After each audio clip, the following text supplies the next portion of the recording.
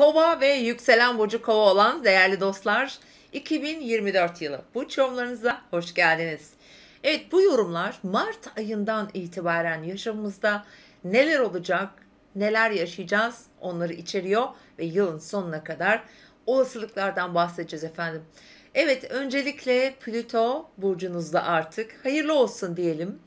Uzun bir yolculuk, 20 yıllık bir seyahatine sizin burcunuzda başladı ve bu sizin hayatınızda tabii doğum haritalarının etki alanına göre değişiklik gösterecektir. Farklı olmayı, değişmeyi, hayattaki tutumunuz, davranışlarınız, yaşam şekliniz her konuda önemli bir farkındalık kazandıracak. Tabii bu transitten şu anda her kova hemen etki almamış olabilir. Çünkü çok ağır ilerleyen bir gezegen olduğu için o orb aralığı çok dardır. Dolayısıyla da eğer kova burcunun ilk günlerinde doğduysanız mesela 0, 1, 2, 3 dereceler daha çok etki alır. İşte yükselen güneşi ya da doğum haritasında bu ilk derecelerde özel etkili bir yerleşiminiz varsa zaten bu kova seyahatini yaşamınızda ufak ufak artık deneyimlemeye başlamışsınızdır. Bu transit yaz aylarında tekrar bir oğlağa gerileyecek bu arada Plüto ve yılın sonunda tekrar kovaya geçerek artık kalıcı olarak kova burcunda seyahatini sürdürecek. Siz de yaşamlarınızda bundan sonraki dönemi bu hayatımda bana nasıl katkı sağlayacak, nasıl farklılıklar yaşatacak, işte kariyerinizde olabilir, özel hayatınızda olabilir ya da yaşamınızın başka alanlarında acaba nasıl ilerleyeceğim ya da nasıl ilerlemeliyim gibi ön seziler de getirebilir ama okuyup araştırarak da bilgi sahibi olabilirsiniz. Şimdi efendim, yılın özellikle tabii ki tutulmalar alanı önemli ve tutulmaların yaşandığı yerler yıl içindeki enerjileri en çok gündemimize gelen alanlardır ve bu tutulmaların ilki 25 Mart'ta Terazi burcunun 5 derecesinde yaşanacak ve bu bir ay tutulması olduğu için tabii terazi demek hava elementi, sizin için olumlu hava elementinde olduğu için mesela 25 Mart'taki ay tutulması bir tamamlanma enerjisini işaret ediyor. Bu nedir? Belki bir yıl, belki 2 yıldır yaşamınızda tamamlanması gereken ya da orada bir emek verdiğiniz bir konu. Bu ne olabilir? Ticari konu. Başta onu söyleyelim. Bir ticaretle uğraşıyorsunuz. Diyelim ki uzun yıllardır işte ya da bir yöneticisiniz. Bir anlaşma peşinde koşuyorsunuz. Bunun bir tamamlanması olabilir. Ya da yıllardır bir hukuki süreci vardır kişinin. Mesela bu da önemlidir. Bununla ilgili bir tamamlanma gelebilir.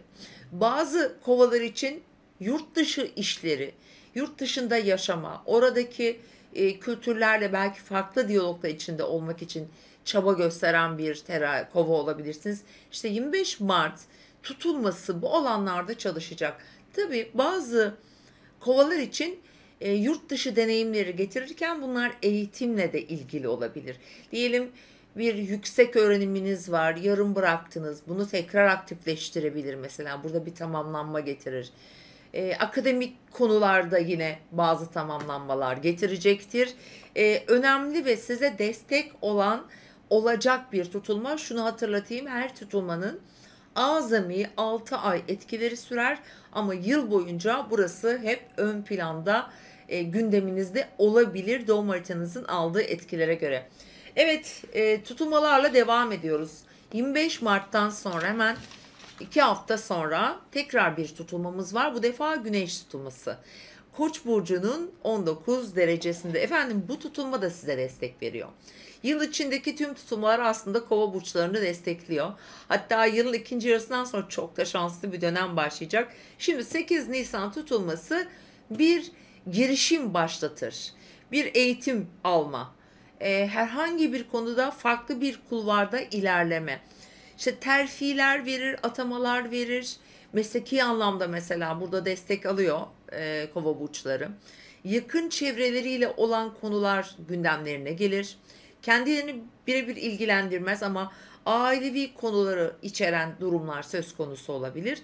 Tabi burada Ticaret de önemlidir, ulaşım önemlidir.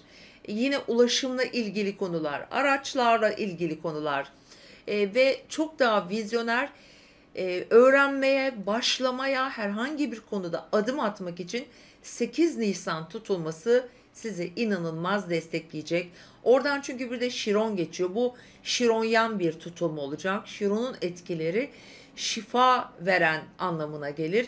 Ama tabii şunu da hatırlatalım. Şifa veren derken orada çözümsüz bir konuyu çözümlendirme getirir. Yine bunun da etkisi 6 ay sürecek efendim. Ve devam edelim tutulmalarımızla. Evet, yılın 3. tutulması 18 Eylül'de değerli Kova burçları. Tabii bu tutulma sizin için direkt birebir etki almıyor olabilirsiniz ama para evinizde gerçekleşecek. Bu da aslında bu da bir ay tutulması olduğu için şimdi kovaların, ben yorumları okuyorum bu arada, bana yazılan yorumları YouTube'dan mesaj olarak geliyor. İşte kovaların yüzü gülmedi, şansı yok, işte para yok, işte parayla ilgili. Bakın bu tutulma işte 18 Eylül parayı getirir. Finansal konularda bir tamamlanma getirir ama şu şekilde. Diyelim yetenekleriniz, kendinize olan özgüveninizle, başarı için işler denemiş olabilir, girişimler yapmış, bir takım başlangıçlar yapıp bazı kovalar sonuç alamamış olabilir ama unutmayın artık Plüto burcunuzda ve 18 Eylül tutulması burada finansla ilgili konularda bence önemli bir gelişme. Hatta yeni bir girişim de getirebilir ama daha çok tamamlanma enerjisidir. Yani süren bir konuyu, yine finans içeren bir konuyu tamamlanması adına çalışacak değerli kovalar. Şimdi yılın son tutulması ise 2 Ekim'de. O da yine Terazi burcunda ve Terazi burcunun bu sefer 10 derecesinde gerçekleşiyor ve yine biraz uzak hedeflerinizi gösteriyor. Bakın bu sene kovalar uzak hedeflerine doğru çok hızlı yol alacaklar ve bu tutulma da yine bir tamamlanma enerjisi olarak düşünebilirsiniz. Ama aynı zamanda yani şöyle 18 Eylül'deki tamamlanma ama 2 Ekim'deki yeni bir fırsat kapısı getirir size. Bilhassa 10 derecelerde kovada yerleşiminiz varsa çok olumlu etki alırsınız gerçekten. Tabii doğum haritanızın etkisini bilmiyorum. Derece olarak yakın olmasa bile diğer haritanın toplamda hani totaldeki yerleşimleri de bunu bize gösterebilir. Ama genel olarak eğitim, uluslararası konular, geziler, yeni bir seyahat, yeni bir başlangıç, uzak hedeflerinize doğru. Bu eğitimden tutun, ticari konulara, uzak ülkelere, seyahatler, ki çok seyahat edersiniz bu sene gerçekten. Hani seyahat eden başka burçlarımız da var. Şimdi gelelim bizim şans gezegenimiz Jüpiter'in etkilerine. Şimdi Jüpiter Boğa burcunda. Tam 26 Mayıs'a kadar Kova burcundan Boğa burcundaki seyahatini sürdürecek ve 26'sından itibaren artık İkizler burcuna geçer ve o da hava elementinde. Bakın hem tutulma aksları hem Jüpiter'in yılın ikinci yarısından sonraki ikizler seyahati kovalara gerçekten önemli destekler, fırsatlar, şanslar getirecek. Hele ki derece olarak sizin işte yükselen ya da güneş ya da ay derecelerinizden geçerken bunu daha çok hissedeceksiniz. Ne yapar? Oradaki problemleri ya da mevcut mesela ilerlemek istediğiniz konularda çok daha kolaylıkla ilerlemenizi sağlar. Bu nerede olur? Çocuklar kısmında. Bakın çocuklarınızın başarısı, çocukları olan kovalar bu yıl çok parlayacaktır. Ya da ilişkiler, mesela aşk hayatınızda çok renkli, çok hızlı, çok fırsatlı olur. Efendim biraz daha vizyoner, özellikle sanatsal konulara önemli bakış açıları getirir. Burada çok kişiyle tanışır kişi. Hayatını, çevresini mesela çoğaltabilir. Bu etkisi de vardır çünkü. Ve aynı zamanda bir takım hobiler geliştirebilir, sanata daha fazla zaman ayırabilir, sanatsal konulardaki faaliyetleri ön plana çıkabilir ve yaratıcıdır. Aynı zamanda burası tam şans evinin karşısı olduğu için bu yıl ben sonuç olarak kovalar için şunu söylüyorum. Yılın en şanslı burçlarından biri siz olacaksınız değerli kova burçları. Yaşamınızda gerçekten önünüzü açacak büyük kilit noktalar getirecek ve bu kilitler gerçekten hayatınızı çok başka boyutlara götürebilir değerli kova burçları. Evet, yıl içinde böyle bir enerji akışı var. Mesela bunun yanında şöyle şeyler de önemli olacak. Daha doğrusu devreye girecek. Yıl içerisinde sizin için en önemli tarihlerden bir tanesi yine tamamlanma. Önemli bir konuda mesela sonuca gideceğiniz Ağustos ayı olacak.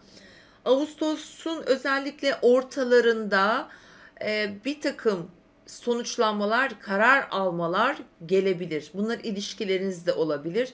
Özel hayatınız olur, iş hayatınız olur. Yani Ağustos bu yılın en önemli ayı olacak sizin için değerli kovalar ve önemli tabii olan da yine doğum gününüzün olduğu zaman dilimi olacak. Doğum gününüzün civarında tam olarak derece söyleyeceğim sizlere şimdi. Evet, tam olarak doğum günü mesela Şubat doğumlu kovalar. Ağustos ve yılın son ayı sizin için çok çok önemli olacak. Yılın önemli diğer tarihi de 7 Aralık. 7 Aralık'ta Mars retro yapmaya başlıyor ilişkiler evinizde. Bu da aslında demek ki ilişkilerinizle ilgili bir takım problemler de olabilir, düzenlemeler getirebilir ama Yengeç burcuna doğru gerileyecek. Yani sizin 6. ev konularınızı aktifleşecek ve bu retro Mart ayına 2025 Mart ayına kadar sürecek. Yani yılın son ayı da sağlık, iş hayatı, günlük hayatınız gibi konularda birazcık daha bir tık daha öne çıkacak diyebilirim.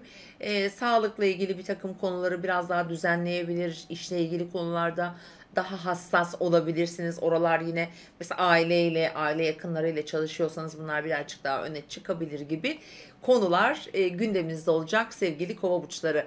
Umarım şahane bir yıl geçirirsiniz ve izlediğiniz için teşekkür ediyorum. Tabii ki kanalımıza abone değilseniz lütfen abone olun ve her hafta yaptığımız yayınları sizleri de aramızda görelim efendim. Hoşçakalın.